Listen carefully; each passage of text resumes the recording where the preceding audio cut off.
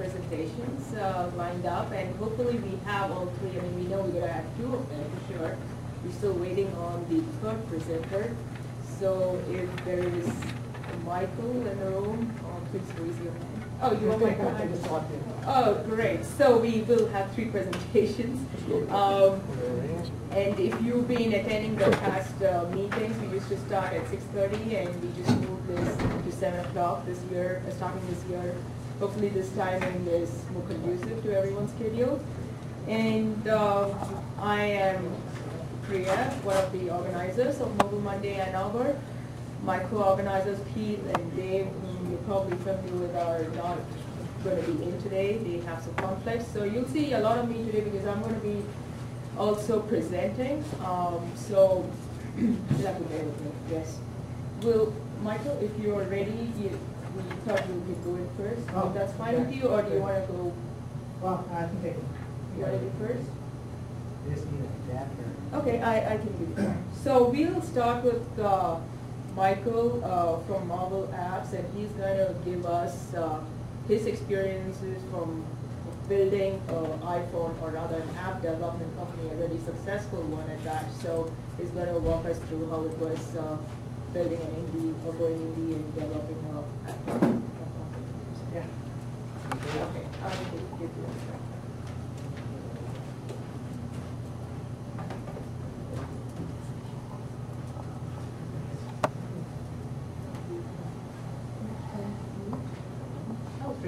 Or Oh, that's I fine. go 3 minutes or 10 minutes. Yeah, 15. Yeah, 15 minutes and then 10 Yeah. minutes for questions. Thanks, Steve.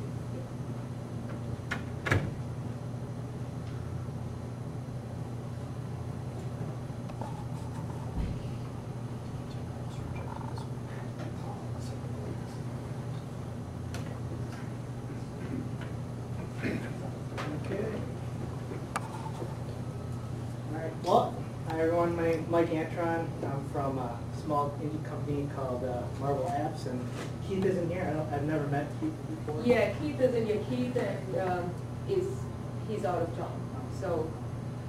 Well, let me just start off. About a month ago, an associate of mine, Bill Fitzgerald, I'm seeing him out there, gave me a call and said, "Hey, I went to this meetup in Arbor, and they're looking for some presentations for 2012. I don't know if you'd be interested." And Bill works for a company called Minefield in Midtown Detroit, and I'm a small developer in Royal Oak, Michigan. I've been doing it for about 5 years now, since the beginning of iPhone development. So I reached out to Keith, and unfortunately I was hoping to meet him, but. I asked him to put me on today's docket. I scanned all the different dates that were available, and I just came fresh from the Austin, Texas iPhone Tech Talk in January 23rd in Texas. So I figured, hey, why don't I just go through what I got out of that and what I learned from the previous one, 2008 to the 2012 one. Okay, just like I was saying, I wanted to thank Keith for giving me this brief summary of my bonus presentation here. He says that I run a successful independent iPhone company. I think the operative word here is successful. I think it's a very relative term, and I can explain what that means from my perspective. And before starting 2012 and speaking with Apple, I thought there were completely two different meanings, what I thought was successful and what they thought were successful. And hopefully by the end of this presentation, you'll understand that there's actually a common level, common ground that we really share. So, all right, so go into who I am, what I do, where I reside, and why. We can go into any of the hows in the questions and answers. That could take hours, but let's just kind of go with these, what we have here. So first of all, I'm Batman, really. I put this out there because my primary job up until 2012 was working at General Motors. I worked at Chrysler for 12 years, and then I spent the past 3 years working at General Motors. And going back to the successful meaning, when iPhones came out in 2007, the announcement came out in 2007, I was one of the original, well, I was fortunate enough to be accepted as a developer. You know, of the 1 in 6 people that applied, I was able to get a license to develop for the iPhone. And I'll go into what I did at Chrysler and GM, but I was basically doing this all on the side. So by night I was Batman, by day I was Bruce Wayne working at General Motors and Chrysler. Some of my background can be found on LinkedIn, and I won't go into that right now, but feel free to extend yourself and get me on LinkedIn. You can see my full resume out there. But 13 years at Chrysler, I did control systems and calibration systems for the Hemi and all fly-by-wire technology at Chrysler. So I was the grandfather coming out of Wayne State into Oakland doing control systems for Chrysler automobiles. So it was a very, very fun time for me. I was able to code and design logic to get on Jeeps, Vipers, and the Hemi team. So that for 13 years, that's all I did. It was a phenomenal time. I got to a point where, you know, how can you not like Jeeps anymore? But it just got to a point where I wasn't enjoying myself as much, and I really wanted to. That's when the iPhone came out, and I really wanted to venture off in something different. So again, I started at Chrysler, did that for about 13 years, and I went to General Motors where I was a systems analyst. So when I started this, I took a buyout in 2008 at Chrysler. So I was by the time I left Chrysler, I was in charge of about 55 people. And at that time, I got a promotion in January of 2007. By November of 2007, I let go of 40 people in that time frame.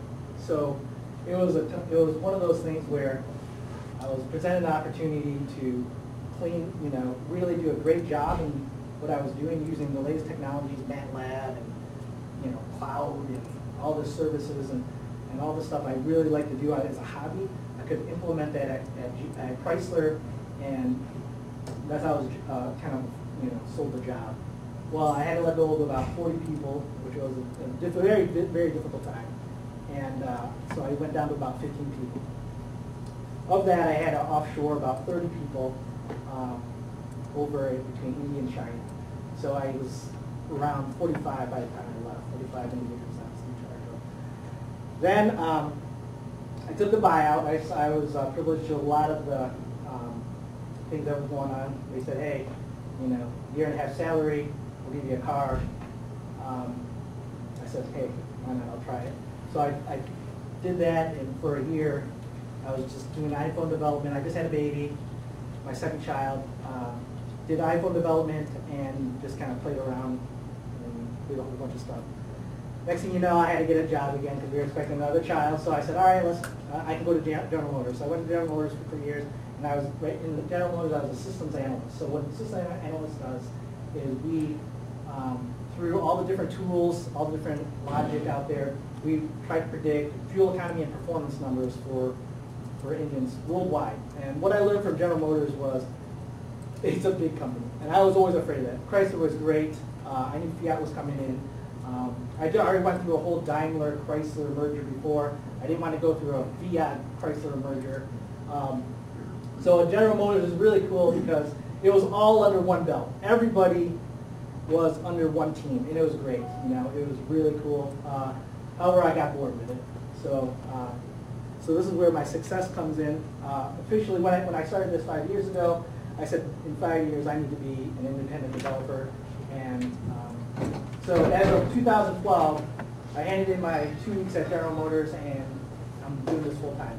So to give you an idea of what successful means, I was able to successfully achieve some of the goals I presented to myself and my family, and my wife was very supportive of me and my 3 kids now to do this full time. So under 5 years I've been able to do that. One of the best apps that I'm most proud of is called iSwing Speed.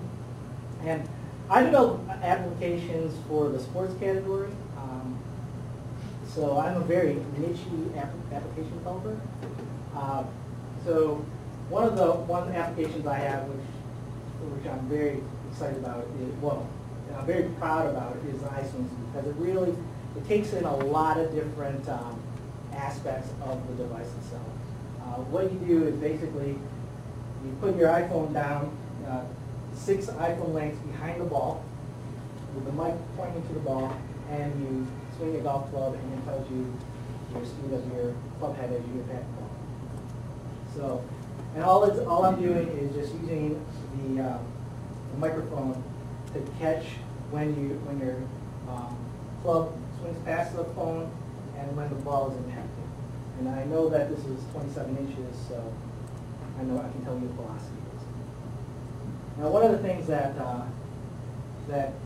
this utilizes, again, it just utilizes only the microphone.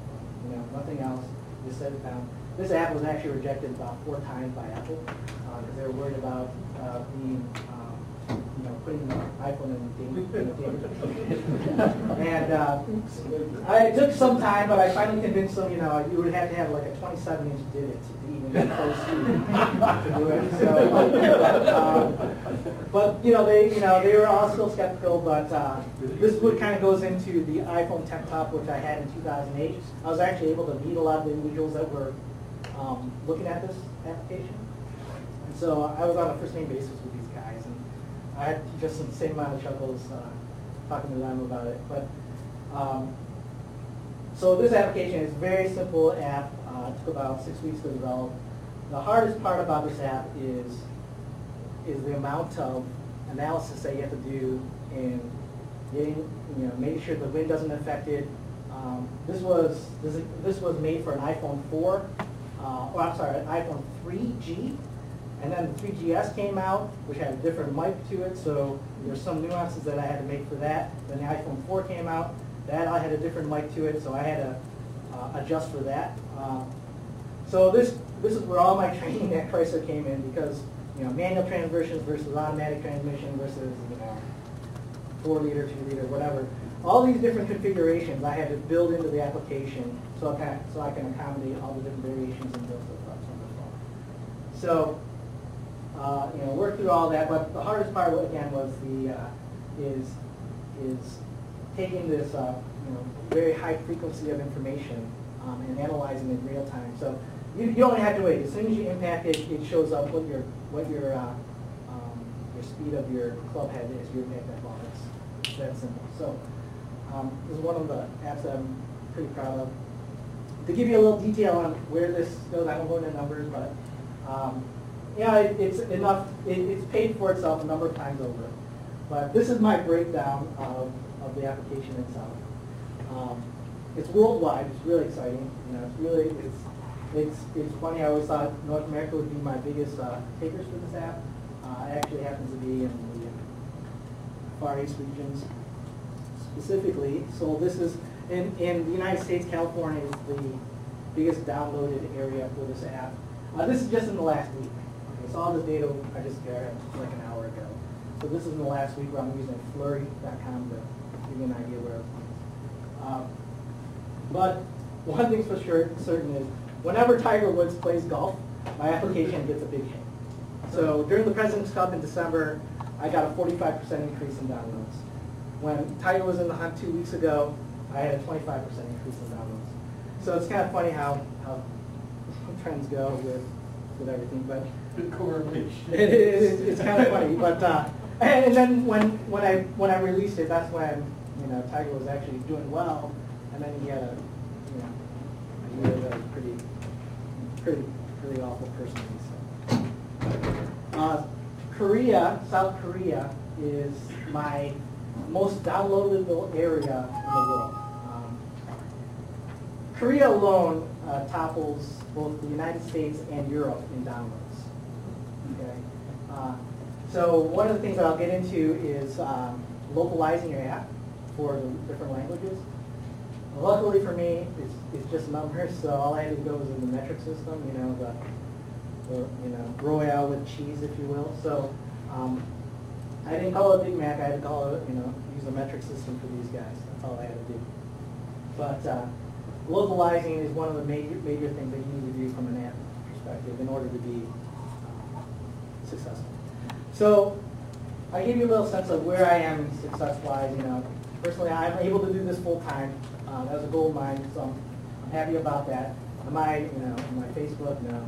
Am I, any of the Foursquare or anything like that? But it helps me pay the bills, stay and raise my kids, and have a pretty good living at it. So I'm pretty excited about that. So how does Apple feel about this? Well, one, they were at this past couple weekends. I was actually I was trying to look right. I didn't look right. So, but all those guys I walked into over there were absolutely super supportive of what I've been through. They know my whole story, so they're really excited about it. One of the first things they asked me is if I'm doing it full time or if I'm still at General Motors. And so I was really excited to say that I wasn't. So like I said, they're very, very excited for me. To get back into the iPhone Tech Talk in 2008, has anybody been to an iPhone Tech Talk? I think there's only been maybe 35 of them in 4 years. So this past year, there's only been, I think, 9 total this year, and there's 26 or so in 2008. They're in select cities. Austin, Texas was one of the ones that I was able to get to. But I want to tell you what happened on the 2008 one versus what happened in the 2012 iPhone Tech Talk. What they really give you is John Gillespie is the director of third-party app development and support for Apple. I'm probably screwing up this entire resume there, but he does his team does the entire talk and gives support to how to make great apps. The ingredients of making great apps. They give you complete feedback on what you're doing wrong or how you can improve your application and how you can use a lot of the different APIs that they just came out with and make your app perform better. Okay, so what John talked about in 2008 was he talked about some key ingredients to making successful apps that they look for. John has been at Apple for a number of years, I think 15 years or so. And at 2008, he had seen close to 10,000 interface designs all throughout Apple and for all the third-party developers. So he really understands the user experience and what to look for. By 2012, exponential increase in UI experience. So he knows what he's talking about. He provides feedback that's gentle and yet very informative at the same time. So what he talked about was in 2008 is making your app delightful, inviting, engaging, exciting, enabling, and localized. If you do any of these things, and I have a whole presentation on this, and I won't go into it. I can outside, but he talks about how individual apps, that he gives an example of an app for each one of these categories. How if you delight your, for instance, if your application delights the user in using it, that's like one key ingredient to being successful. Another thing is localizing. Like my application in Korea is in the top 100 high swing speed apps. So I had to localize that 4 or 5 weeks after I released it. And it wasn't through the analytics that I figured out that I need to put something out for Korea. So, and it was just the instructions and really needed to get changed. And it wasn't that difficult to do. But you're really missing out on a huge opportunity if you don't localize your application. And John really talks about that. If no one's ever seen any of these iPhone Tech Talks, they're all online if you're a developer for iPhone on the iTunes U directory. So you can download all of them. It's the very first iPhone Tech Talk in 2008 that shares with you the full recipe of how to be noticed on the App Store. So 2 things that were different from the 2008 to now was he added these two characteristics. One of them was an application needs to be disruptive, and an application needs to tell a great story in order to get noticed among 500,000 apps now. And he really went into details on these. I agree with him 100%. And I'll bring into the application, or a few of the applications that he talked about there. One of the disruptive apps that he was referring to was this one DJ from Algorithm. I don't know if anybody's ever seen or heard of this application. Essentially, this, if anybody's ever been in DJ before, well, I remember it, but I can only imagine. As an old-time DJ, you'd have to bring your records in, or you'd have to bring your own CDs, and now they're bringing your own iPods and stuff like that in, and have their own mixing boards. Well, with this application, it's all encompassed in this app. If you have all the songs in your iTunes directory, you can mix and match and spin your songs just like a traditional DJ would. And it's completely disrupting this industry. Even as a small industry, it's completely disrupting it. Everybody now wants to be a DJ, right? And because of this application. And that's the type of disruption that John's referring to. Typically it was like these individuals that were just so type A about that type of job, or that being fascinated with that type of that thing that now everybody wants to do. Is one of those things that that makes it disruptive. But this application, when he demonstrated it at the conference, I never realized how cool it was. I mean, just switching songs, and spinning it, and it was I was blown away by it. And the graphics were outstanding. Everything is multi-touch. The graphics and everything was just outstanding. It just takes from your iTunes library. Another disruption was this. It was called Flight Deck from Jeppesen Mobile. This is where they replaced all 50 pounds of flight manuals that every pilot needs to take with them in flying a plane. He has to haul around 50 pounds of manuals and so forth each plane they go to. Well, these guys made an application that basically is it resides in your iPad, and so they save close to 49 pounds, 48 pounds. So that equates to fuel economy, so forth and so forth. But this application in itself completely disrupted that entire business. Right? So everybody's moving to this. It's a really cool app. I don't see any use for it, but again, people are downloading this app just because it's being that disruptive. Well, another application that he talked about in telling a great story, and this is where I really buy into a lot of different applications I'll get into that I'm developing this year. I'm trying to really put my arms around this characteristic. It's tell a great story. I don't know if anybody's ever played Here's My Water around here. All right, well, Where's My Water is a really cool app. It was released in September of last year, 2011. I think it finally knocked off Angry Birds from the top spot, right? So Where's My Water was created by Disney, right? So they have a number of resources on this, but just like any Disney classic movie, they create a character that kind of breaks through all the barriers of being impossible to make it possible, right? When you think about WALL-E, when you think about Finding Nemo, those are, Finding Nemo is a great example. He lost his son. He has to find his son in a world in this ocean of a world where, it's one of those things it's impossible to do, where you feel like he's going to take that. So Where's My Water actually encompasses this type of application where this alligator, he loves to take showers, and so he really wants clean water in order to take showers. And because he lives in the sewer system, there's not a lot of clean water. So the idea is to feed, Swampy is the alligator. You got to feed Swampy clean water and look for him to take a shower. So what you kind of, in telling this great story, you kind of lose the fact you fall in love with this character.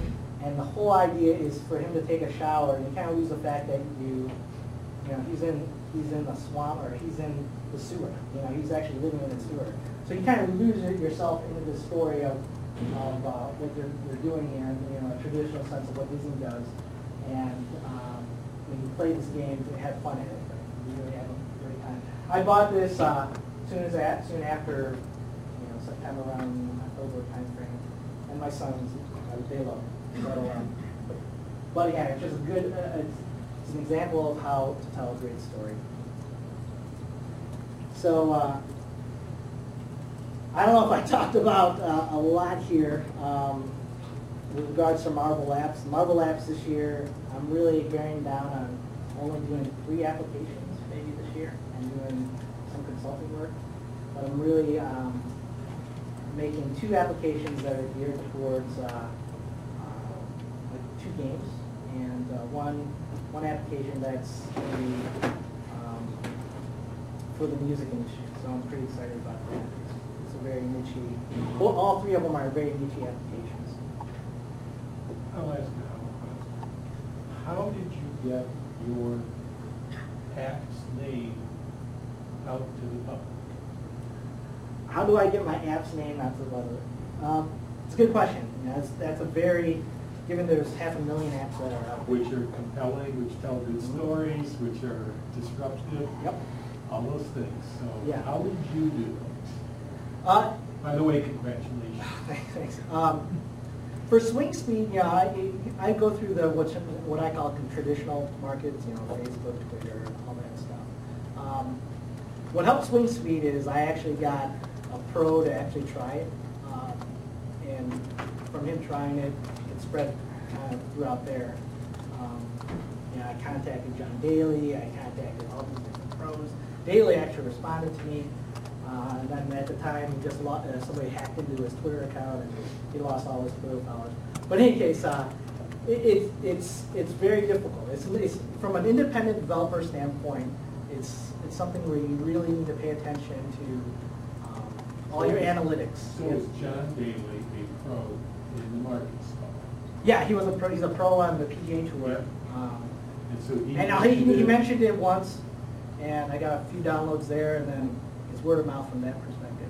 But when you talk about those key ingredients, my application, it doesn't do much. All it has is an instructions, and actually there's only one screen, and the other screen is the instructions.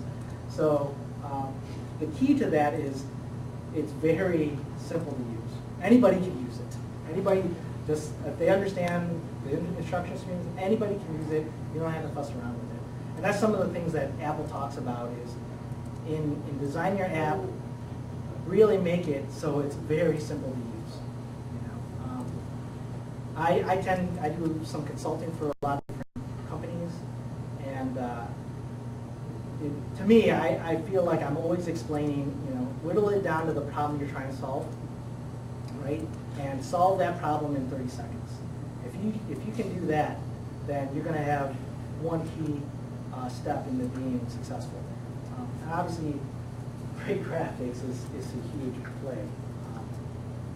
One thing that did come out of the 2012 iPhone Tech Talks that was different from 2008 is John actually mentioned that that there's ways of finding these developers that have great apps, and they have ways of finding them. In 2008, it was really these other guys kind of do the approvals, and it's kind of a black magic thing how you get featured. But one thing that he did mention is Apple does scour the 500,000 apps that are out there and really looks and make sure they Were they they get those. helpful at all to you? Yeah, absolutely. Did they feature you, and when did that occur? I have not gotten featured for the Swing app. I've never gotten featured for the Swing app. But from when I got featured, I also made a fantasy football app, which was never featured, but it was in the top 10. When you're in the top 10 of the App Store, you're expecting 10 times the amount of normal downloads that you run. Just because people, when they look at apps, you get the first top 25, and It's just like any Google search, you know, usually typically find out in those top 25 which one you're going to get, and you'll get downloaded more and more. But I've never been featured on the App Store. I've, you know, talking to different bloggers, you know, having a Facebook page, having a web presence, having support for it, and having graphics. Great graphics are key to being where I found success. And But you feel that the cold calling to high value potential users is key. Absolutely, yeah. You need to spread the word out from that perspective, yeah. Yeah, I reached out to John Daly on Twitter, and then he just responded to me. So that's a remarkable thing. A small guy like myself from Royal Oaks, you know, just says an ad sign John Daly, and next thing you know, he's like, yeah, I'll check it out. And at the time, he had a 3GS, and I only had it on a 3. And I said, I don't know if this is going to work on your 3GS, John, because I don't have a 3GS. And so he goes, I'll try it anyway. So it was pretty exciting. You mentioned about graphics and great graphics. What sources did you use for that? Did you hire a graphics expert? I do some of the graphics myself, right? But yeah, I do. I'm a small-time company, right? So I do outsource some of my graphics. And have you found that to be? Because I tried doing that and it turned out to be expensive. Well, I'm bootstrapped, right? So I typically go on Elance. I've ever heard of Elance. I go on Elance. I work relationships with some different people, and I've got, what I like about Elance is you can do a lot of trial and error very quickly, right? If they don't respond to you very quick, then you don't have a winner, right? I also tried 99 Designs. I tried 99 Designs. That's pretty cool. What people bid on. You put a number out there, I'll spend $100 on graphics and say what you want, and you get X amount of people trying to win that bid by showing you the graphics that they're going to buy. So you just kind of pick and choose, oh, I like what you're doing here, and then there's a lot of iteration. But I use Elance to get the people that I use in my pool right now, and like I said, I'm bootstrapped. So I used a lot of people in Europe, Eastern Europe. I use a guy in Brazil. I'm from the Philippines. I have a couple people in the Philippines that actually, from my neighbors and family from back there, helping me get some people from the Philippines to do a lot of my web design stuff. So. But yeah, I think typically like on my graphics for my iSwingSpeed app, I think I spent about $250 on refinement. I had it basically out, and I said, it looks okay, but I had somebody really tweak it for me. She was phenomenal. So I've been using her since around 2008. But yeah, she's like $15 or $20 an hour. She does a great job. She'll get it done in 2 hours or so.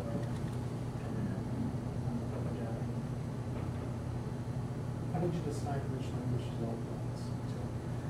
with? I use Flurry. Ever hear of Flurry.com? So you actually do the analytics first and then... I did, because you can always use Google Translate to translate your... My instructions are easy to translate, so that wasn't a big deal. But you can always use Google Translate. Like, you run the risk of possibly offending whatever culture that you're going to translate to. So what I use, I go to... I use Flurry, find out where it's trending, and then go from there.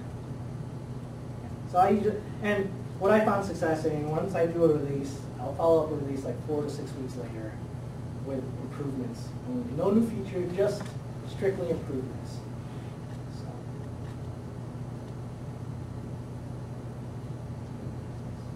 Any other questions?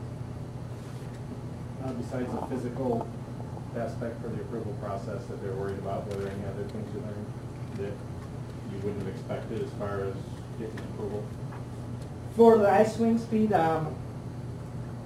there was a couple, there's some, people didn't know where the mic was and stuff like that, so that was kind of difficult to... So in terms of the approval, to get it on the App Store? Just to get it on? Yeah. They the App Store approval process is like light years better where it was when I first started. Like now, I think my son can do it, right? But before, just getting a provisional profile all loaded and getting it just the right way, it took me days to figure that out, and it was so frustrating. But yeah, every single application that I've developed, it's never flown through. I've always gotten rejected, at least once. I've gotten rejected twice this week, and I have 4 other apps in the store. So, Yeah. expect to get rejected Yeah. for some clause in the agreement that you didn't even know existed, and some other reviewer might not have even picked up, or whatever reviewer you got, just Can you give an example, like just, they have a. Oh, yeah, it's a battery meter app, Checkers. and we display how much time you have left if you like turn off Bluetooth or turn off Wi-Fi. And Apple rejected it, saying that they don't make that information available to us via an API. It might not be accurate. Not that it's not accurate. It might not be accurate, and thus could confuse users. And so we got to go back with them next week and figure out how to solve it. Time frame from the time you thought of this idea to the time you got it through the store. Now, for instance, on the iSwing Speed app, I think that took about 4.5 months. And this is all, Batman doing it, right? All at night type of work. The algorithm for that was pretty intense because I had to deal with all the different frequencies, and all the different balls have different impact sounds, if you will. So my thresholds had to be just right. How did you verify the speeds? That's the best part. I just go out there to a golf range and do it myself. So I went to a golf range. Like Golfsmith actually has a display where you can just sit down, hit golf balls all day long, and use new clubs or whatever. And so I went to Golfsmith, put 400 drivers, a bunch of balls in front of me, and I just spent an hour gathering data. So I had my iPhone 27 inches away, and I just put it on voice record. And then I knew what the speed was based on their instrumentation. And then I just say, oh, that was 95 miles an hour. So from there I could verify that, hey, I can do my learning algorithm. So it's verified to another machine that might not be verified. Yeah. Theirs is, Golfsmith, says they're within 2 or 3 miles an hour, right? Because they're, this apparatus is pretty expensive, but that's the best part. That was, like I said, I typically go to niche markets, right? So, it's hard to get a NAP notice, but when you're in a niche market where there's not a lot and kind of go, you understand what that type of person, individual is that's going to use it, and you really try to market towards that person. So you go to different blogs, you talk about it, and go from there. So,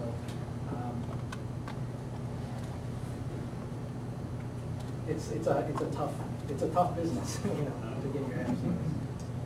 Thank you. If there are any more questions, please. Let's talk afterwards on exactly how I did all this one, and I'm more than happy to talk about it. You just have a full agenda. So Oh, yeah. I don't know. Yep. Yeah.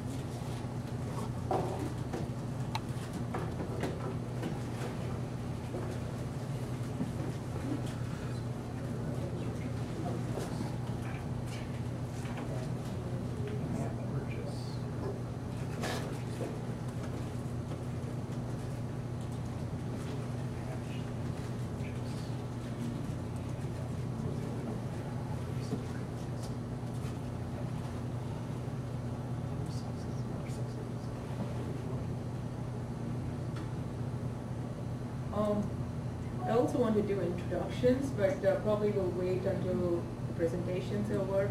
And I think one of the goals of the Mobile Monday meetup is also networking. So we actually have a chance to interact with businesses and developers in the community. So I think it'll be good. We aren't a very big crowd today, so I think we can do introductions. So I'd like to defer that to the end if it's okay with everyone. So, I can introduce myself, I guess, at this point. I do co-organize the Mobile Monday and Arbor, but by day job, I work as a software architect with Compuware Corporation in Detroit, and listening to Michael's talk, I guess you could call me a Batwoman because I moonlight as an iOS developer. So maybe someday, maybe we'll do it right now. I do it on the side, got it out on the App Store, so I just do it on the side. So today's, this is going to be a two-part presentation. I'll do the first part, and my colleague Mauricio is going to do the second part. And the way we split up this stuff is the first part will go into a technology overview of the streaming, of video streaming to mobile devices, and covering the codecs, the streaming technologies, and so on, the basics. And the second part of the presentation, probably the more interesting part, maybe, is the practical side of it. You know, what are the CDNs? You know, what are the options available? What are the encoders that are out there? And what are the challenges? And actually, although my part is going to focus on mobile platforms, in the second half we'll actually extend it to beyond the mobile platforms to say include web-based, non-mobile web platforms as well, because it's more than likely that you're going to have an offering which covers mobile and non-mobile, or if you're not, you know, we're going to go over, or Laurentiu is going to go over all those options as well. So, with that, some stats. Mobile streaming is growing. Contrary to what some may think, the small screen size is no longer a hindrance. You know, people are consuming video on their mobile platforms, mobile platforms or tablets. And this particular data is from the first half of last year, 2011, but then the report for the second half wasn't out as yet. But just looking at the trend, the growth on the left-hand side, you can see that it's just growing. And also the mobile data usage, you see it's almost 40% video streaming apps alone. So it's very much a reality, and so that's why we thought we could work this particular talk to pretty good read, to mobile streaming. Very, very high level overview of what constitutes mobile streaming architecture. So you start with your video production, and then that is, you know, you get your video from the camera or any other video source, right? And then you've got to go through an encoding packaging phase. So basically encode the content using the audio video codecs that are appropriate for the particular mobile platform. And then packaging is basically packaging it in an appropriate file format. So as an example, you could have H.264 is the particular codec, and you could have it in an MP4 container. So that's the encoding packaging part of it. That's sort of the media preparation. Again, this is very high level, so there's obviously a lot of other components which go into each of these blocks. But at a high level, you have to prepare your content from the raw feeds to a format that is right for playback. You have to host it on web servers or media servers, depending on the streaming protocol that you're using. So if it's HTTP or HTTPS, you would host it probably in web servers, or you might need dedicated media servers if you're going with streaming protocols like RTSP, for example. And you host it on the media servers, and they've got to be distributed, and you rely on a CDN, or content distribution network, for this purpose. And they optimize the routes where the or where the content is cached, you know, in appropriate edge servers, and they basically take care of the delivery of the content. And of course, as a consumer, you're there watching the content on a mobile platform, and if it is not good, it's not very, or it's quite often that you actually just, you know, if you see on a rebuffer, for example, you just stop a video, and you might actually, the worst, you might just give a 1-star rating if you have it, if it's not performing well. So, as a consumer, you know, so the quality of experience is really very, very important. But as you can see, it's not just one component which makes this happen. There are a lot of elements in the entire delivery chain that you've got to take care of when you're delivering video content to the consumer. At a high level, these are the three streaming technologies: HTTP, progressive download, streaming, and adaptive streaming. We'll go over each of them in detail, the pros and cons, and so on. And of course, any time during presentation, just feel free to drop me your questions, okay, or just going too fast or something. Progressive download, it's very straightforward. I mean, as the name indicates, you progressively download content to the device where it's temporarily buffered, and then you play back the content. So how is this different from just regular HTTP download? HTTP download, you would just download the entire video content and then play this back. But in progressive download, it's much more intelligent. You just download chunks of data or video content, to your device and then play it back. HTTP progressive, as the name indicates, you do it in HTTP or HTTPS. So the good about it, good points, obviously it's very easy to set up and deploy. You just host it on any regular web service. You don't need anything very special in terms of any content preparation or anything. Just host it on a web server and it's good to go. No firewall issues, anything with HTTP, HTTPS, you wouldn't have firewall issues because it's allowed on the internet. Again, we're talking about content delivery over the internet. We're talking about mobile devices primarily over the internet. So that's an important consideration.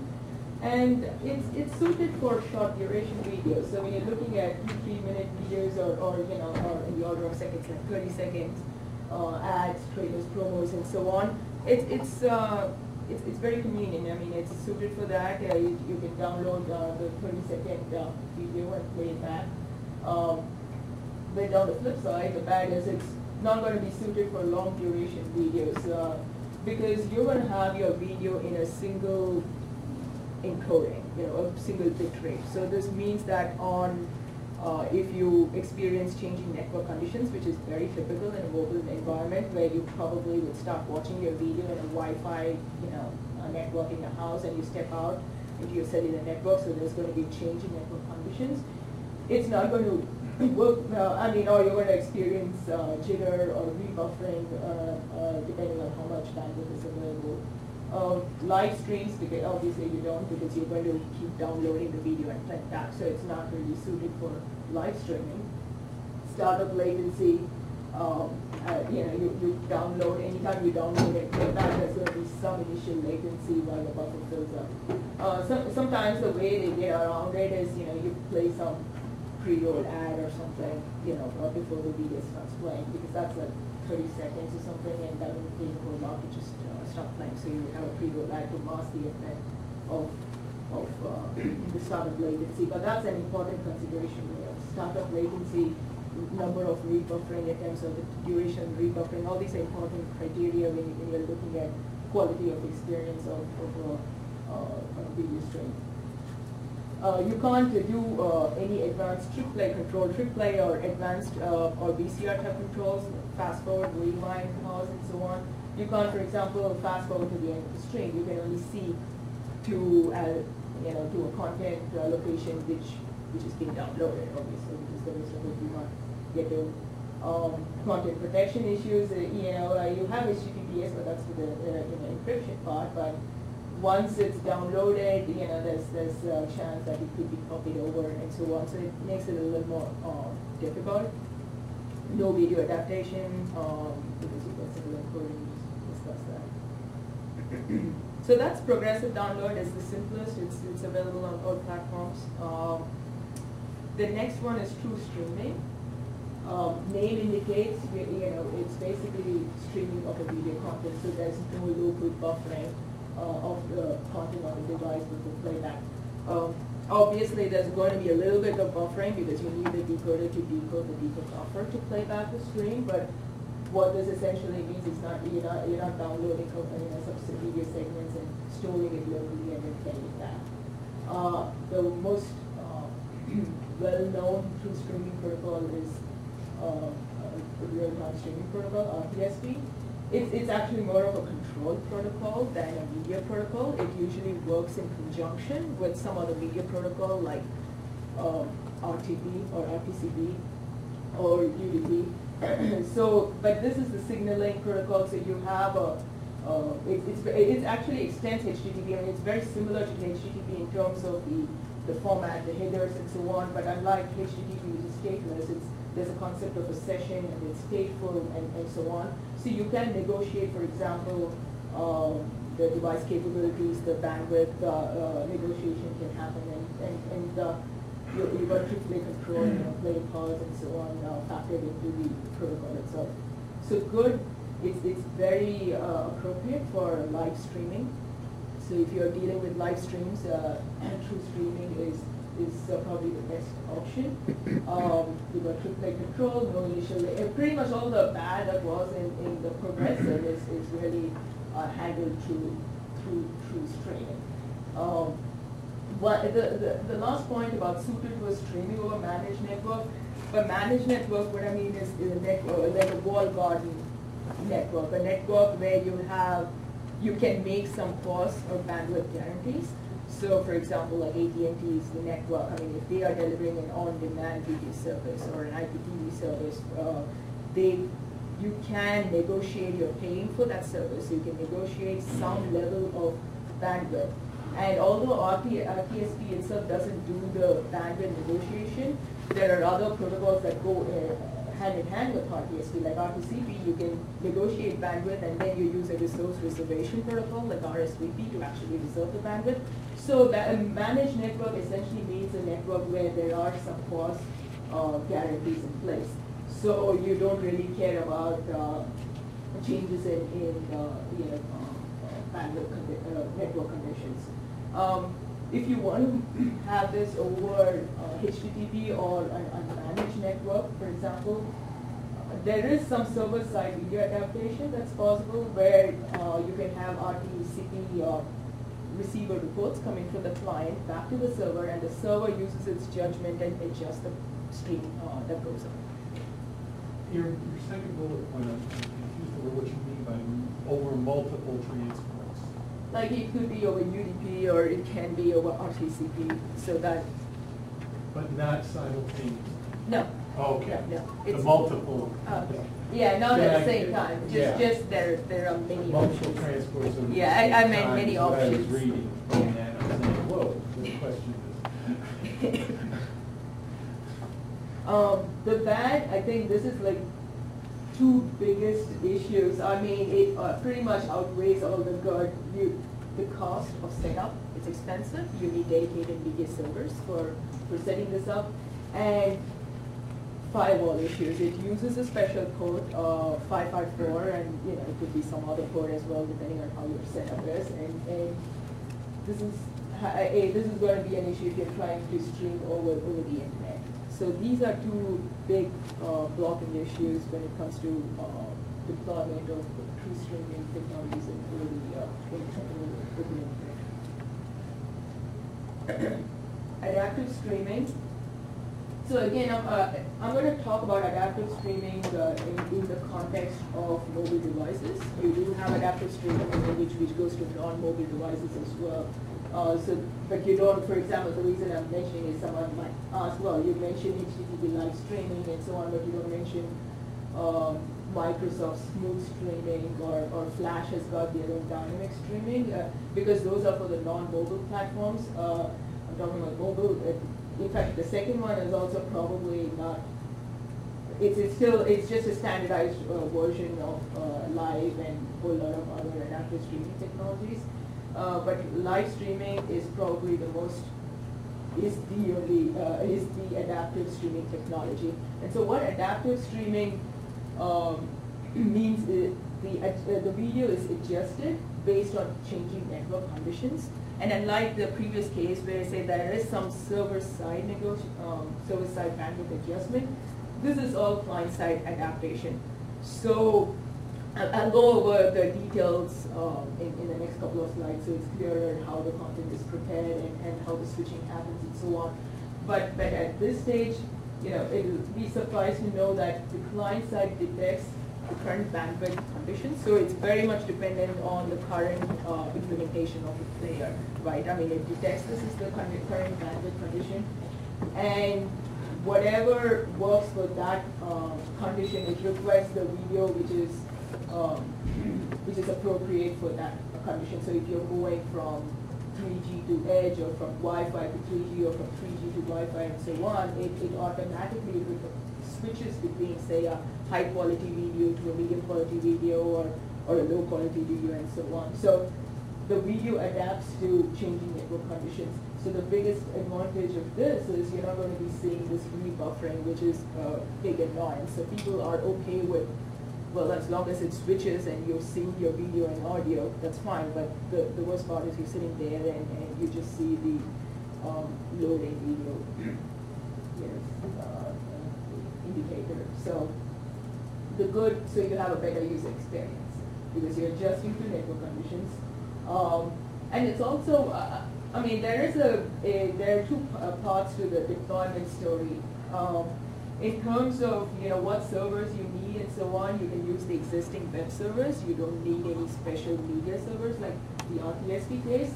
So you can leverage the web caches, web servers, and so on. But on the flip side, the content preparation, there is a complexity associated with it, because it's not like you can just take this content and it starts fine. I mean, you've got to prepare it so it's conducive to adaptive streaming. It's okay for live streams, but there's a slight lag, and there are some reports, depending on what you read, it's like 10 seconds to maybe 30 seconds and so on. I haven't personally tested live streams, just done stuff on demand, so I don't know that for sure, but that's what the reports indicate. And in terms of, there's no firewall issues, so all the advantages that you get out of HTTP progressive, you get here because you don't have firewall issues. Then you can also have triplet control, live streams, better bandwidth usage, because unlike progressive, where you would have to download, a chunk of file before playback, and you might never ever play back that file. You might just stop the playback of that particular video, so you've unnecessarily downloaded content that you're not playing back. Here, you're just because it's all segmented, it's very efficient. So you just download the playback the segments, download and playback the segments. Are there codecs issues in adaptive stream? No, there are no codec issues. Are there specific codecs? I'm going to go with details of Right. thing. So, a lot of stuff in this slide. So probably there are some nice pictures coming up. So probably I'll go to that. But I think just this takeaway, HTTP live streaming. This is Apple's version of adaptive streaming, and it's being standardized in the IETF for some time now. And although it's Apple's version, Android is also adopted that, and the newer versions of the Android platform also support Apple's live streaming.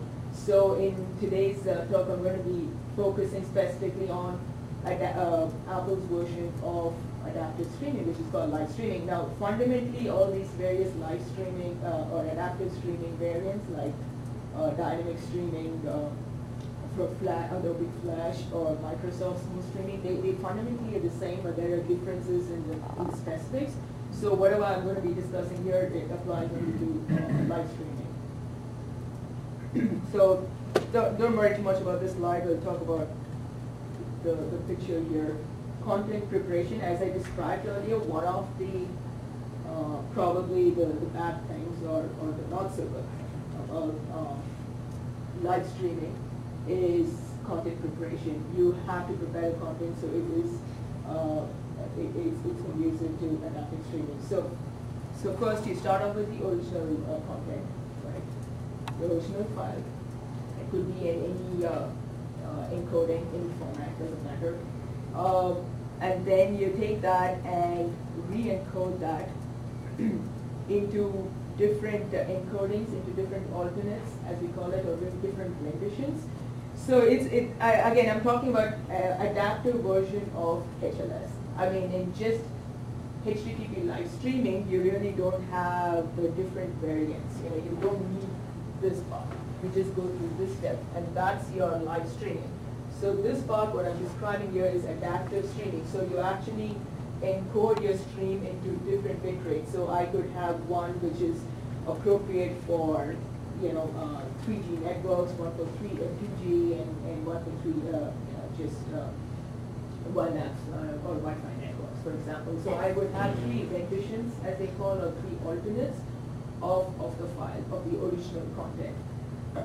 In live streaming, HTTP live streaming, they require that this is repackaged as transport streams, effective transport streams, so you have to have it in that format. And in terms of the codec, it's H.264. So you have H.264, which is pretty much the most widely accepted codec for streaming. So you have H.264 content packaged as MPEG-2 transport streams. Once you have a transport stream, it goes through what's called a segmentation phase, where you segment your stream into fixed duration chunks. So each of these chunks or segments, as they call, could be 10 seconds. 10 seconds, for example, that's what Apple recommends. You could tweak that depending on your needs, but 10 seconds is deemed to be an appropriate size for the segment.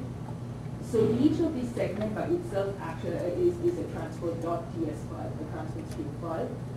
There is a playlist file which indexes into these segments. So the playlist file actually has references to each of the segments, or has a list of URLs which point to each of the segments. Okay, so that's your playlist file. And this playlist file has got a special format, it's been standardized, and it's got an extension of M3U8. So if you ever come across something like a .M3U8 file, that's a playlist file. And if you look at that, apart from references, it's got a whole lot of other parameters, but for our discussion here, it's sufficient to know that it has an index to each of the segments. So if you're just talking about live streaming alone, without adaptation or adaptive component, this is it. You would give this URL, the URL of the playlist file, to your client, and the client would access the playlist file. Once it gets the playlist file, it then starts fetching all the segments, right? But then the cool part of this is actually the adaptive nature, right? And so what you would do is generate a playlist file corresponding to each of this rendition, right? So each rendition or each alternate has its own playlist file. And you've got like this super playlist file, or you've got a very playlist file, which indexes into each of the playlists. So this is what you would have to go through to prepare the content. So the web server, you would host the various playlist file, and these could be hosted anywhere. But that's, I'll talk in the next slide about the sequence of operations from the client side, when the client requests this and so on. There are tools, at least on the Mac, if you are, there are free tools available actually on the Mac OS, so you could just generate the various playlist file and so on, and great work. So there are tools available, but there are commercial tools as well. But if you're looking for any large-scale deployments, obviously, a small, your tool that you have, a command line tool that you have may not work. So you probably would have to look at commercial offerings, and Laurentiu will cover some of them. So any questions on the preparation part of it? So if not, so here's what would happen. So when a client wishes to watch a video, it requests the video, and the URL would actually be the URL to the variant playlist file. So it's the URL.m3u8 file. Right? The response contains the variant playlist, which includes the list of the playlist URLs. And that's at the client side. The client then detects, the current network condition and selects the appropriate playlist.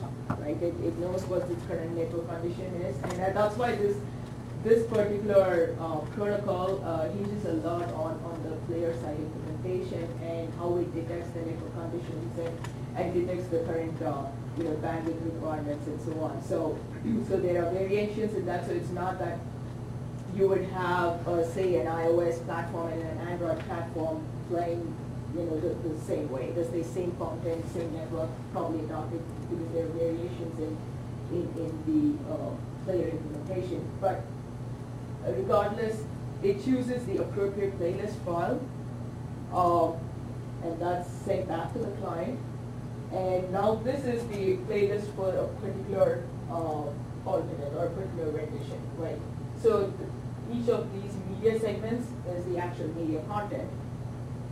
So it starts requesting the media content or the request the segment and starts playing it. So you don't request the entire segment. I mean, you might play like 2 segments, and then probably the network condition has worsened. So you will then play 2 segments of another alternate and so on. So you would switch between various alternates depending on the network conditions. So, you know, the speed starts playing. But they all use the same codecs. They have varying What so that's, I mean, because that's what impacts the network. Because when you're talking about accessing content over the network, it's like the bit rate of the stream is what impacts. It doesn't matter what the codec is. Right, but the quality of the image is based on the codec. Okay. I mean, so you have but you have H.264, which is, that's why it's very, very appropriate for streaming. It's one of the better compression techniques out there. So you get a very good quality even at for a given bit rate. The quality is much better than the, say, MPEG-4, for example. So that's why it's recommended. So, for example, let's say the network conditions have degraded, and it's basically a playlist with 10 segments, right? And using the H.264 codec, you'd actually have, there are variable bit rates within H.264, so then you're sending over the network just a different bit rate based off of the conditions of the network. Is that what you're saying? Yes. Well, I would say the client request, I would say it that way, because it's a client-side adaptation. So the client detects that the network is degraded, So and then it buffering. selects the, say, the most appropriate playlist from the list of, from the variant playlist, and it requests, and that's what starts playing. Each playlist is then at a particular H.264 codecs. Setting. Yeah. At a Each different playlist bit is rate. I mean, you could have consistent. different, they are all H.264. It's Right, just, but H.264 has variance for quality and for speed and for everything so it's a else. different, I mean, So it I'm comes just to trying the understand. bit rate. So you would either have basically, you could reduce, for example, the frames per second and reduce the bit rate. You could increase the frames per second, you're going to increase the bit rate. Or you could have the size of the image you would change. All right, let me ask So you that's this going to way. impact the bit rate. So any of these, there are a lot of parameters. In fact, I think you probably would, you'll talk about some of the parameters, Yeah, we might right? touch on those. Yeah, you'll talk about some of the parameters which go into encoding the video stream. So any of those parameters could impact the final outcome or the final bit rate of the stream. So you could tweak any of them. So Apple's guidelines. So if you're trying to deliver content to an iOS application, this is a requirement. It is 10 minutes. It's over 10 minutes or 5 megabytes of data in a 5-minute period. You are required to use HTTP live streaming. And not just that, if you think your application is going to be streaming video content over cellular networks, you are required, I mean, I talked about different renditions in terms of the video, but you have to have one stream which is just audio, pure audio only, and so it doesn't have a video component. And if you're not compliant, this goes back to one of those to-dos, right? When you're trying to submit an app to an app store, this is one of the guidelines among the I don't know how many pages of guidelines that we have, but this specifically relates to streaming. So this is an important consideration if you're trying to, if you're building an in-app. And of course, just to bear in mind what I'm talking about is, Will you be sharing this presentation online? I can do that. I can send I can post a link. I appreciate Yeah, so if you are considering video delivery to an in-app, right? I mean, we're talking, when I say in-app, this is a native application because you've got this whole world of web applications or HTML5 enabled applications, which I'll talk about in a minute. But we are talking about, and that doesn't go through the Apple app approval process. So that the same rules may not apply there, but it's a good guidance. I mean, they obviously know what they're talking about. So it's probably a good thing not to have a stream which is greater than 10 minutes, for example, and you try to do it at a single encoding or progressive download, for example. So that's an important consideration depending on the content. In terms of I didn't include BlackBerry and Android. I do have a slide at the end where I talk about what's available on that platform. I'm focusing on the two biggest ones at this point. So it's iOS and Android. In terms of progressive download, both the platforms support it.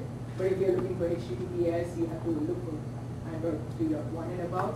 True streaming is only supported on Android or TSD. So that probably should be an indication that for one, RTSD has got its own set of issues, but then even if you want this true live streaming experience, you're not going to be able to reach your iOS audience. So you probably it's not worth the investment, in my opinion, to go and deploy something over RTSD because it's supported on just one of the two major platforms. Live streaming is interesting and probably and is, in my opinion, the future of streaming on mobile devices. It's always been on the iOS platform. It's been introduced with the tablets, Android 3.x, and the latest version 4 also supports the same HTTP live streaming. So you depending on the needs, you should be looking at either progressive download or HTTP live streaming. A lot of stuff here, but it's unfortunately I couldn't put the comparison chart for Android and iOS side by side, which is basically my original intent. But if you can look at the codecs audio, again, this is just video codecs. I'm not looking at audio. Just the video codecs. You've got H.264, MPEG-4, and then you've got an older H.263. Okay, VP8 is something which I'll talk about in a bit, which is very Android specific. It's an open source codec, and it's something which is being covered in the HTML5 world. And it's got a special container in it. So there's a story behind that stuff, but for now, the two biggest ones which have got hardware acceleration support, right? I mean, I don't know, to my knowledge, this is all software based. VP8, I think they are giving the licenses out to all the hardware decoder manufacturers, so we can actually start building that into the chipset. But as of now, it's software based. Obviously, H.264 and MPEG-4 are your best bet. You could do H.263. But you probably don't want to do that because iOS doesn't support it. So if you're trying to reach out to the maximum audience, right, with the minimal amount of effort, you should be considering, what codec is supported on these platforms. It's H.264. But then you still may want to do MPEG-4 because H.264 is better for just streaming. MPEG-4 is better for progressive download, and the reason being that when you have to progressively download a file, it expects an index or a header to be present at the very beginning of the file, and that's called a blue atom, if you've ever come across that term.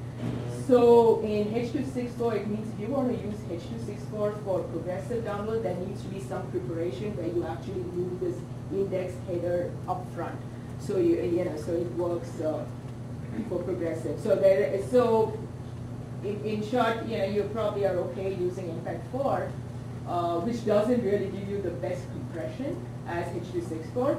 But again, you're thinking about progressive download for short duration streams. So it's probably okay to have MPEG-4 for that. So what I talked about is primarily in-app or native apps. So talking about mobile web apps, I'm going to specifically focus on HTML5 because most of the browsers today do support HTML5. Now, the main advantage, or I would say one of the biggest things in HTML5 is the introduction of the audio-video tags. Typically today, when you have to play back video content, you would have to have a separate plugin which loads up. If say there's a MP4 file format, you'd have to load a plugin which plays back MP4 content.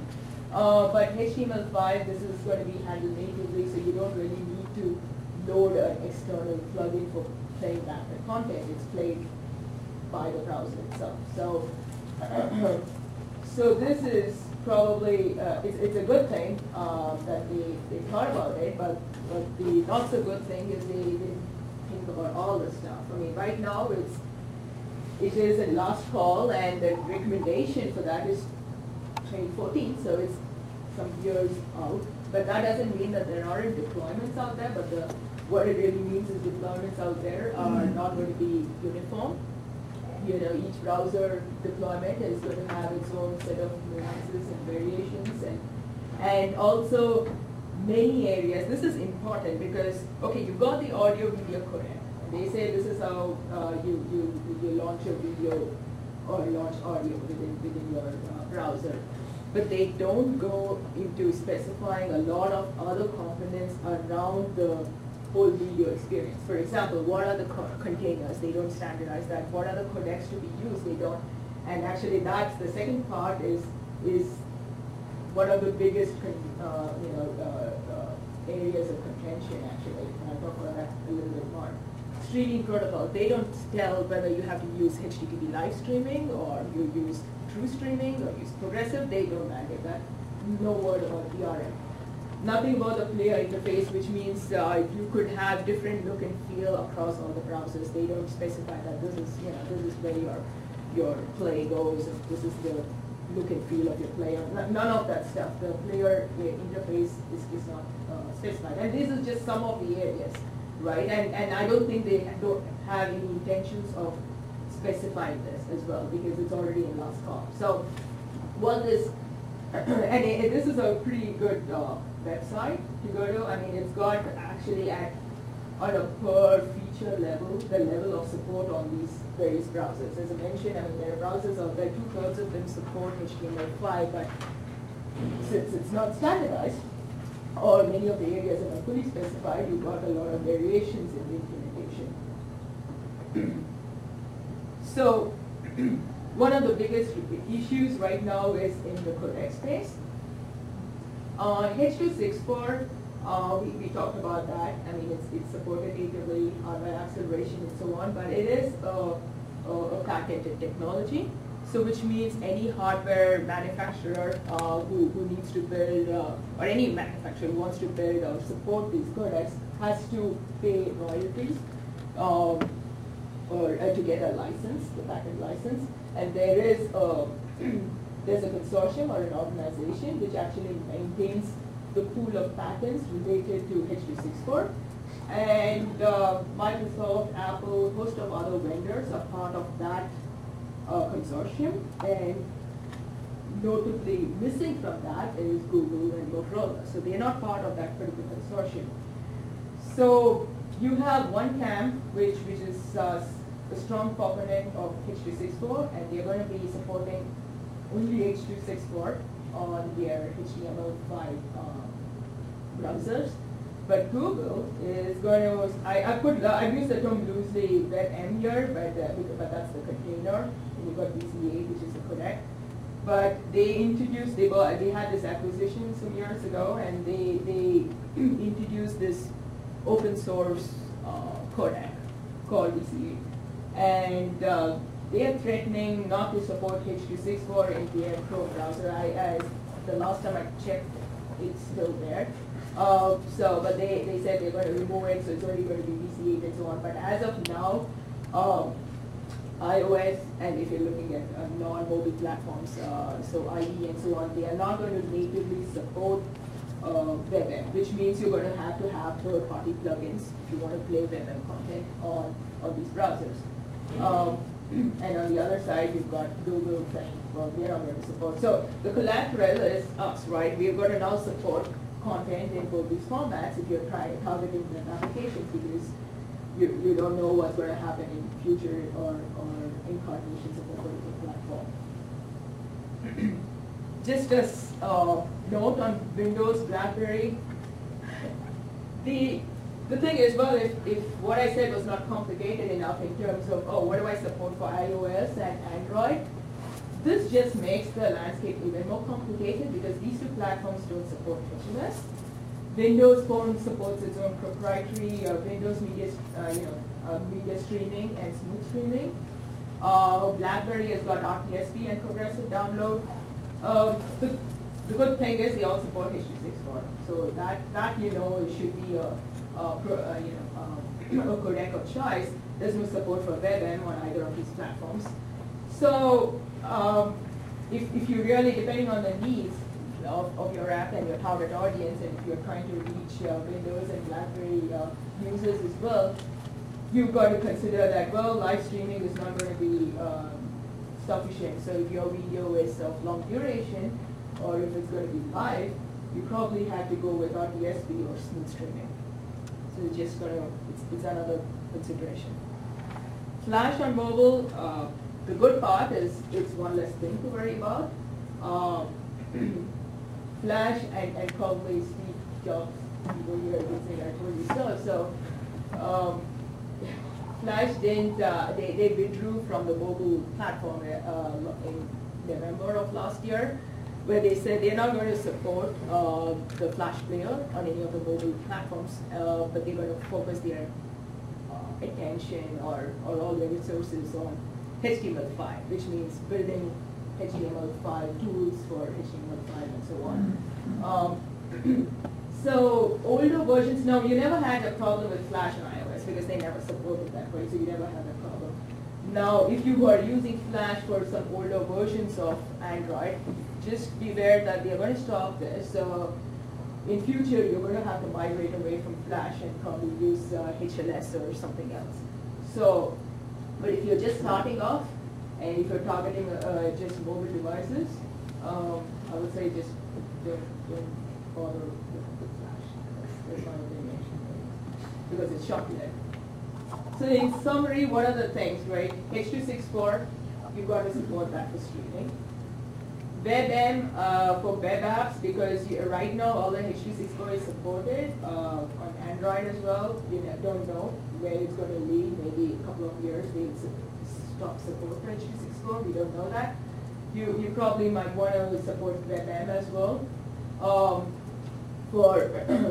For progressive, we just discussed the move atom. So either use H.264 and go through a preparation phase and Sorry, what's moving atom? So this is basically like, I view it as an index file. So when you have to stream something to a progressive download, it expects the file to be in a particular format, an index file, a header to be at the very front of the file, and that stuff is not there in H.264. It's not meant for. Not. Yeah. So if you want to use, so H.264 is just meant for streaming, so they don't need this header up front. But for progressive, you need this header index header file to be up front. So if you want to use H.264, it's not like it's not possible. You have to, there are tools for doing that. You have to do small space.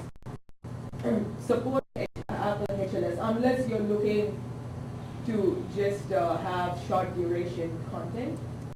But if you're trying movies or anything more than 10, I would say even if it is not 10 minutes, if it's close to 10 minutes, support HLS. It's supported on both these platforms, and migrate from Flash if you are supporting that.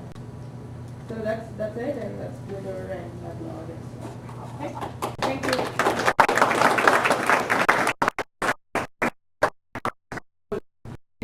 We're going to talk about the second half of this.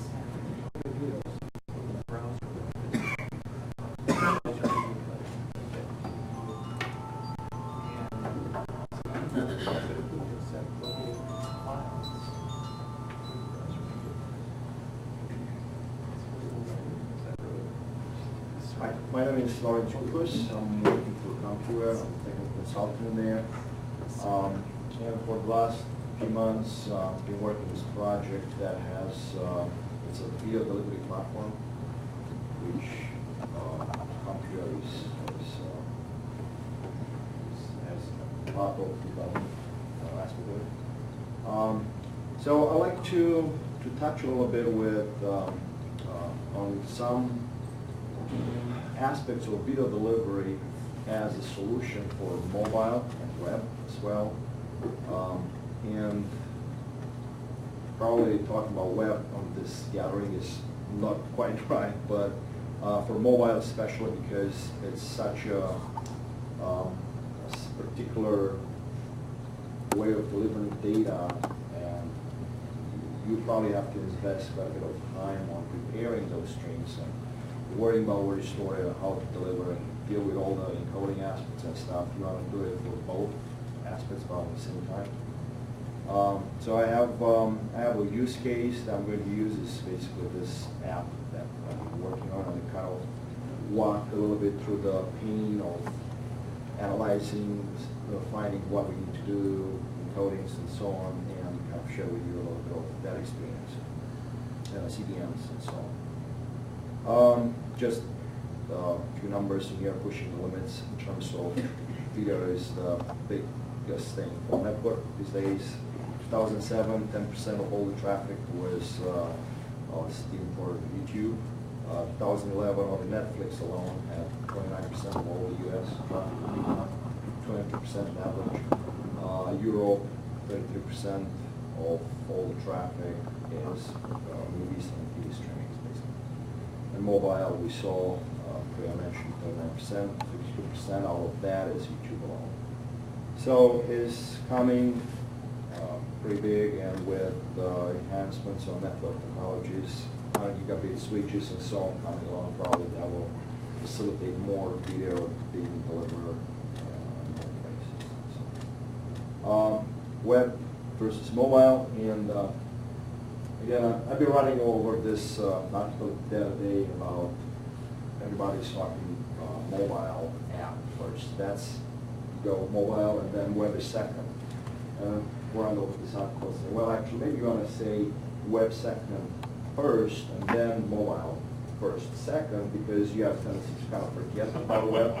By the time you finish with mobile first, you already forgot what was after that. So just kind of have that in mind.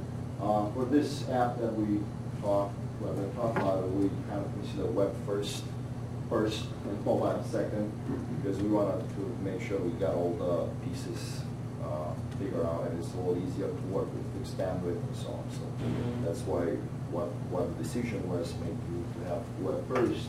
However, we always have the mobile in our minds all throughout the process. So it's just, and that's why we need to, we had the web. Well, so we consider three platforms actually: the web, the mobile, and the set-top boxes for Roku and Google TVs and other apps that are specific for devices that people just use a remote control to access the video content.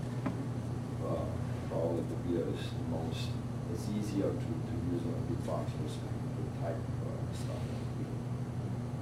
This is the app, basically, and I have it here. Right now it's beta, it's not public to the public yet, but I'll kind of share a few words what it is.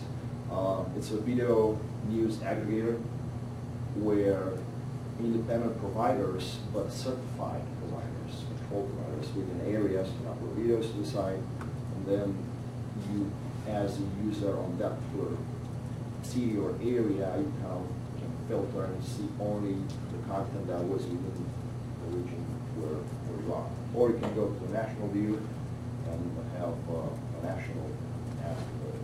So pretty much all the pipes are done. That's kind of what I've been working on, the behind the scenes, the back end piece. So this is right now is hosted in AWS, and so it started pretty fast. Kind of surprised how nicely the CloudFront is responding to video today, and maybe this is not true for all the areas, but at least Detroit and Arbor here, whatever we tried, was we couldn't see much of a difference between them and other more traditional CDNs.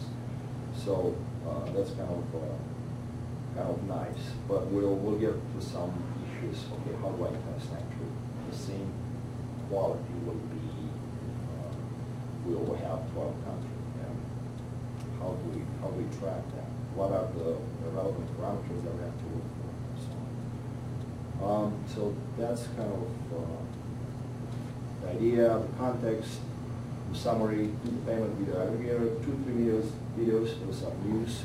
It's very high, short tail content. Whatever we add in there kind of lives hot for about 2-3 hours, maybe 6 hours most, after which new content comes in. The old one is kind of put on the back end. It might be access to the search, but it has very high geo-specific. And this is kind of interesting from the CDN's point of view. And we talked to quite a few CDNs around this time. They didn't seem to be that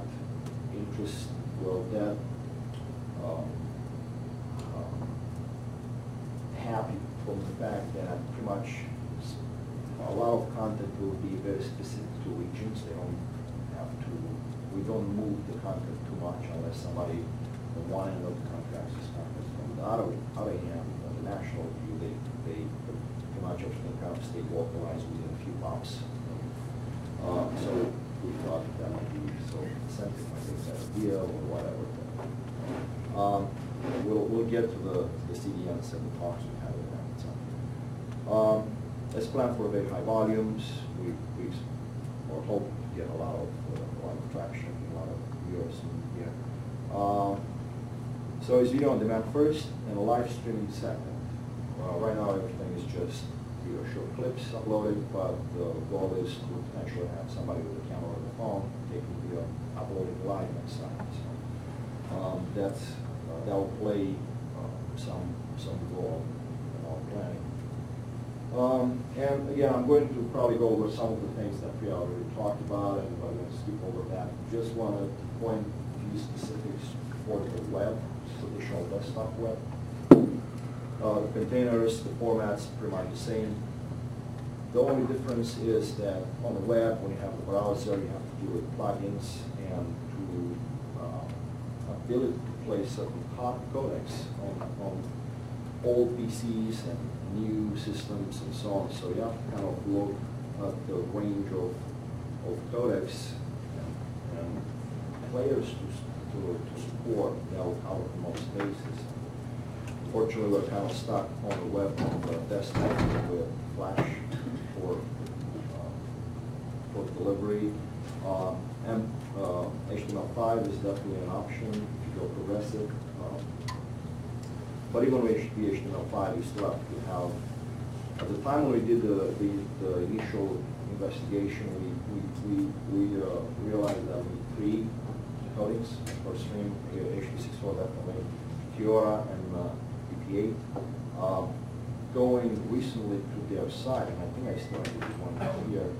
I think the most recent browser, this is kind of like the table of what browsers support what natively for HTML5. And we have EP8, pretty much supports everything but Explorer, and so on. So Mozilla we saw doesn't support HTML64 because of course licensing issues. So I said, okay, to cover most of the browser, probably need to have 3 encodings. Now I see that the OGG, which is Fiora and EP8, they are kind of overlap with each other, so they just be 2 in this case. So do you select from those like with JavaScript or something in the web page, or on the server side just by what the browser says? Well, we can get the information about the browser on the back end. That's what we initially thought we were going to do. Right now, we just have the HTML64 encoding, and we force a Flash player pretty much for the web. You have to have that. So there is always when you specify the tag for your player, people usually do, okay, I'm going to HTML5 with a Flash format. So if the player doesn't support, I'm going to ask to install a Flash plugin that will pick up the H.264 in that case. But usually it's like, you specify different options, and they kind of fall back. If one is not available, just try the next one, and so on. So it's a little.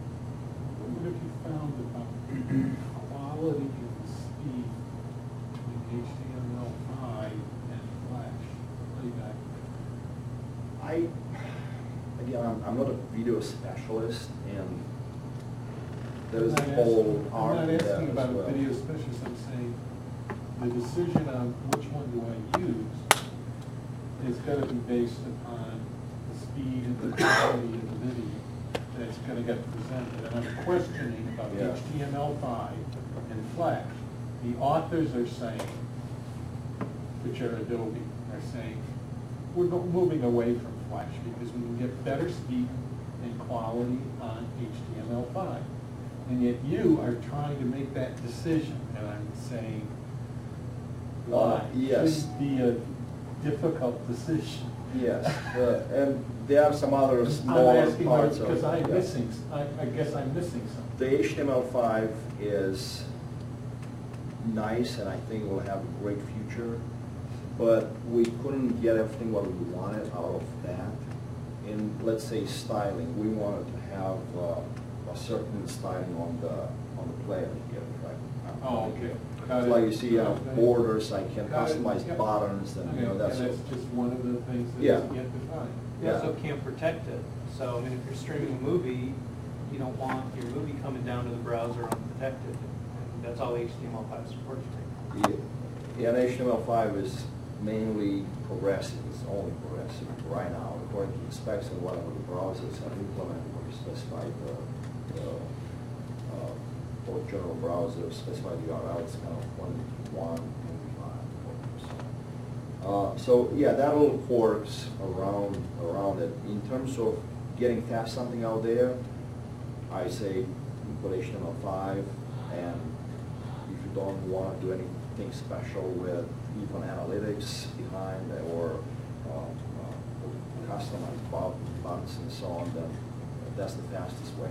You don't have to deal also with installing the plugin or asking the user to install a plugin when they buy a new computer with Firefox, for example, and they don't have that.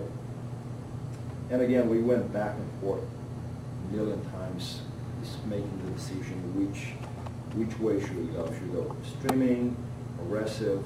Streaming should start off faster, and the tests show that, but then we went back to progressive, and the areas we tried, that seems to be working just as well. So it's like, okay, what is the advantage? So progressive streaming H.264 already covered that. Bit rates. A few words about it. The traditionally is based on the current network conditions. They're saying you probably want to have an 800 kilobits per second for your bit stream, for your video, which is combined video and audio. And you might want to degrade the video portion only of it to a lower bit rate just to cover the mobile piece for slower networks. And we found that just have to downgrade the video audio is so finicky about that. Everybody realizes that. There are a gazillion parameters to, not gazillion, but there are a lot of parameters to tweak when you do this encoding, and the bit rate is just a small portion of it, and you have the size, frame per second, the audio as well, defined different codecs, and so on. I just wanted to Yeah. ask a question. So did you find yourself, when you were in this process for everything, going ahead and having to do a lot of tweaking of defaults in these encoding programs that you're using to do that on a regular Yes, basis? I end up doing quite a bit of fiddling with, and again, I'm not a video specialist, and it's just what I can see with the naked eye, and this is going to be an automatic process where I'm not going to have somebody tweaking the parameters for every type Of course. So we just kind of, okay, we'll choose. I was just wondering, like, kind of like the time frame, in terms of like this project for you. Is this is this something you spent a major No, block on?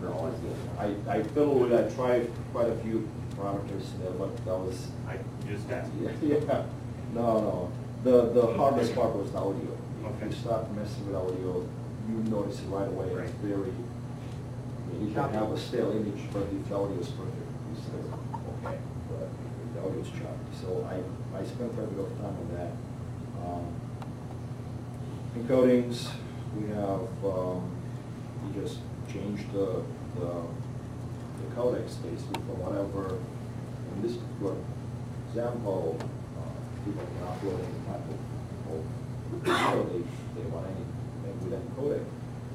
So you have to make sure that you convert to H.264 all the time, and bit rate. A lot of services coming up with encoding services, encoding.com, and Ustream, Zencoder, Sorensen, and I think there are quite a few more. Those are the biggest that I found. Some of them are cloud only, some of them are hardware that you can purchase that will do that in-house, probably faster, or should be a lot faster. Open source, we use FFmpeg, of course, Embrake. That's where we had problems. At least I had problems with FFmpeg for audio. I couldn't get audio right with that, so I switched to Embrake. CPU demanding can take anywhere between, 0.2 times the duration of the video up to like 2 or more times. If the video is 2 minutes, you might end up spending 4 or 5 minutes you don't want decoding that video transfer, depending on the initial size. There are single pass, multi-pass encodings as well. Question is how many encodings are there actually? Yeah, that's a little funny story. I managed to run across a little sample of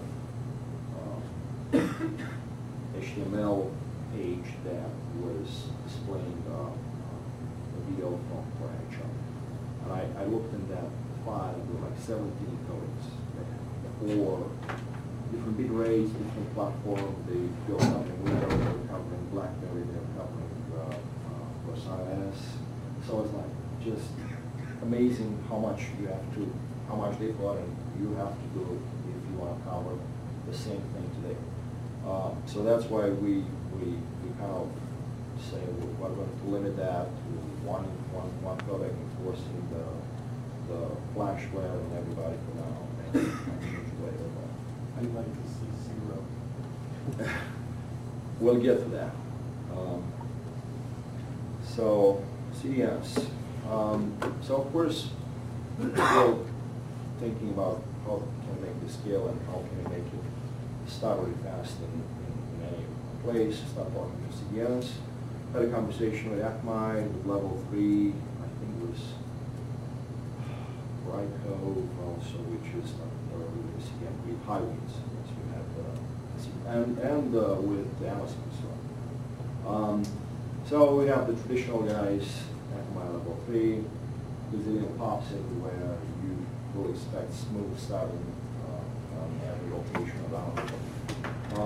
Then you have the newcomers, the CloudFront, you have Amazon and have Highwinds, which are, in my mind, as compared to the other guys, are really small. But I think it's on average, the quality probably is very close between them. Maybe you'll find half a second in certain areas. Like I said, on AWS right now, I can see much of the difference between. Oh, I was going to say, did you guys talk about Limelight? Well, no, we look at them, we didn't talk. And for, I think, I don't know, something about pricing probably. We know if we talk to Brightcove, that it's not really CDN, but it's using CDNs, and they're like outrageously expensive for what we need. The ones that we projected that we are planning for, we couldn't consider that. Maybe for a proof of concept, maybe possible. Limelight, I thought we looked at them, and I don't remember why we ended up talking to them more seriously about it. That's a problem. Now, cost versus features and traditional CDNs, I don't know anybody that will deal with CDNs before traditional ones. Akamai and I think level level 3 is the same. They want contracts for starting like 2 years. If you get a 1-year contract, you're already lucky. 2 or 3 years, probably more. Then you have to pay up front for the bandwidth. You use it. Don't use it, you still pay for it. You have to plan in advance in what bracket you're going to be. And so on. It's like, okay, I have to estimate my potential volume so I can get that price. Actually, if I exceed that and I can specify in the contract, then I'll pay still at the price of the smallest amount, which the volumes balance. So it's like, well, okay, we'll consider that, but we want to put in balance what we get out of that. Again, looking at that versus from quality-wise, we don't see much difference yet, but we still have to do more testing. Features, Akamai came with something really nice. They came with the HD network. Initially, they told us that we are going to have the ability for you to give us only one file, one HTTP file, and we'll do everything from that point on to give you streaming. So you have adaptive streaming from one file. We don't have to prepare any of the stuff that Rayle was talking about, which was, wow, that's pretty cool. We don't have to do encodings, you know. Who knows, people might upload their HTTP based file, in which case you just pass it directly to Akamai. You don't have to do anything. If they upload something else, you might have to do one conversion, but hey, one conversion is still a lot better than. So we said, cool, we're going to go. Say, okay, that's actually in planning. We found out after we had like a month and a half of talking with them about it. They were bragging about the feature, and it was like, well, actually, the beta is going to be out in February, and maybe by summer we will have. Until then, so until then, you just still have to do 3 encodings if you have adaptive streaming. Planning everything for that. But anyway, the good thing is that they are going to come with that one encoding, potentially just do one, and they will do distribution for iOS, for web as well. If you have a Flash-based player, that will cover everything we want. Do they have a good turnaround time? Cool. You give them the video, how long will it take? Yeah, that's a good question. I asked that, and they said, well, maybe, somewhere between 40 seconds to a couple of minutes. Oh. So it's like, wow, that's pretty good. So I start asking, how do you do it? But I don't think they are ready to make any serious claims at that point because they don't have it yet. They are working on it, and I've heard mixed messages from them. But also they give something else, like Akamai, for example. And level 3 will come with a similar service fairly soon, but well, probably after. They have the analytics. They will collect the data for all the users, and we are going to have on your side, and they'll give you rebuffing time or how long it took to start, and that's very, very valuable. However, the price was huge for that. It was maybe, I don't know the exact numbers, but like $3,000 per month or something. That was based on the volume as well, how much you have on your side. For what we thought what we were going to have at some point, that was a significant chunk. The cost, again, CloudFront, which is like 12 cents per gig, I believe, for bandwidth. Akamai was like 3 times as expensive. Again, the volume is something that we really want to watch for. High winds, I thought I read their bracket, the way they were defining the brackets for the volumes were actually, they were saying that are cheaper than AWS, which was a surprise to us, but I don't know how they probably got better deals from, but whatever they get, they actually need the transport. Now, how do you compare the CDNs to video? That's one of the bigger questions we have. And we didn't really find many tools out there that will say, okay, I'm just going to show you what the video quality is going to be with this particular CDN versus that particular CDN throughout the entire country. There are all kinds of sites out there that will give you some web analytics for the web delivery portion, but video is more because you have this buffering time that is, you have to catch that in the player somehow, and then the start time, and so on. So we had some initial thoughts how to do it. We used GOM as this computer based product to identify at least the first byte when the user click play or page load video starts. So at least we are able to track how long it takes for getting the first byte in, which should equate with maybe with the start time of video. Of course, you have a little bit of buffering on top of that, which one of them catch. Even the first byte in, how long to per segment to get it, but hey, it's better than that. So we still don't have a true answer on how much do I get, how much quality do I get out of Akamai, which has more than 100,000 pops, versus AWS, versus what I'm paying for both of them. So I don't have that answer, unfortunately. So we talked about that. Analytics, I think it's a big aspect. Akamai also has a significant service around the content detection.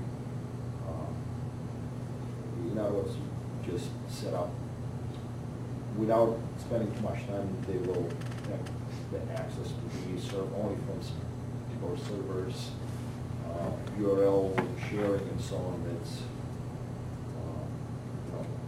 URL expiration time and so on. Adaptive video, and this is again a discussion that probably can go a lot longer than we are going to cover here. We already talked about that. So I think it's a whole research area that can produce some valuable and interesting data. How do you test? How do you work with adaptive bitrate? In theory, we understand how it's working. Just the bandwidth is not enough to deliver the highest quality segment.